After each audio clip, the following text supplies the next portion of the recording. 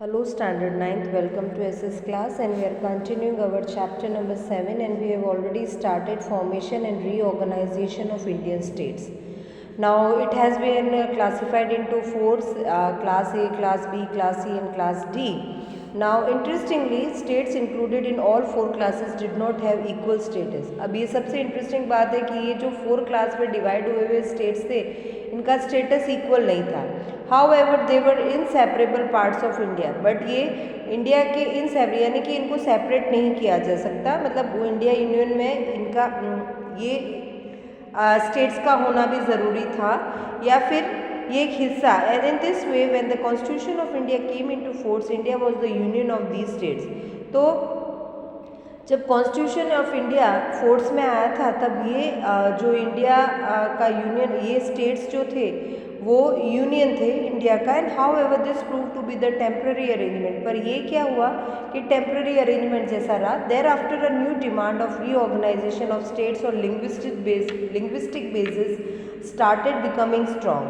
पर बाद में क्या हुआ कि रीऑर्गेनाइजेशन, ये स्टेट्स का रीऑर्गेनाइजेशन करने की बात है और लैंग्वेज बेसिस, और वो जो डिमांड थी वो स्ट्रॉन्ग होती गई. In 1953 Jawaharlal Nehru considered the issue of reorganisation of states and appointed the state reorganisation commission.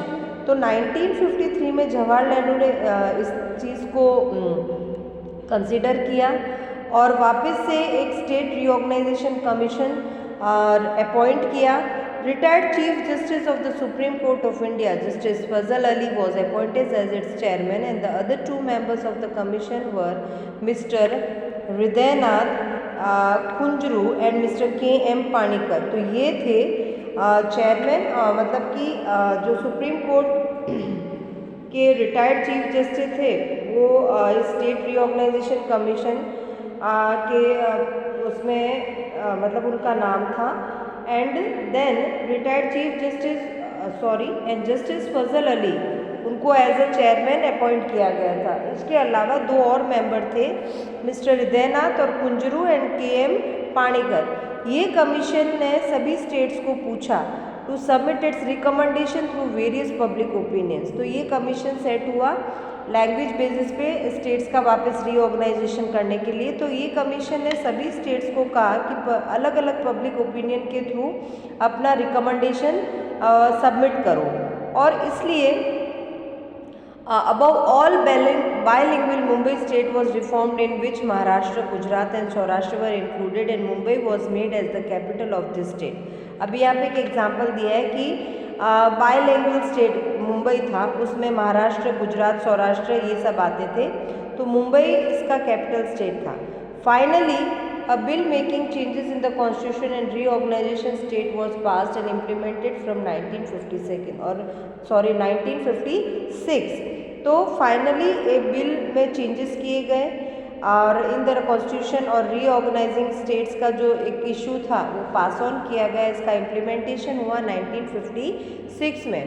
Old classification जो स्टेट्स का था ABCD, वो टोटली डिसॉल्व कर दिया गया, वापस से अमेंडमेंट किया गया.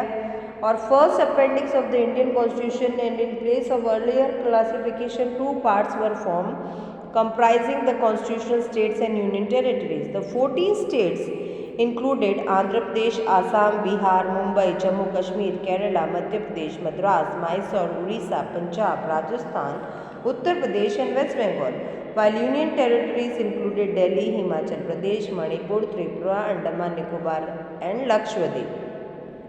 तो इस तरह से पुराना क्लासिफिकेशन डिसॉल्व कर दिया गया, नए अमेंडमेंट किए गए और 14 स्टेट्स इंक्लूड किए गए थे इसमें, और इन 14 स्टेट्स के नाम यहाँ पे दिए गए. फाइनली सेंट्रल गवर्नमेंट में टू सेपरेट है. उसके बाद फाइनली गवर्नमेंट ने क्या किया, अब महाराष्ट्र में गुजरात स्पीकिंग पीपल भी थे, तो महाराष्ट्र और गुजरात को अलग किया गया May 1, 1960 को. And on 25th May 1960, recognition of Maharashtra as a state was made and its capital Mumbai. And 1st May 1960 is considered as the foundation day of Gujarat, and it included the regions of Saurashtra and Kutch. तो इस तरह से मुंबई 25 मई 1960 recognise किया गया Maharashtra state के तौर पे और उसका कैपिटल रहा मुंबई.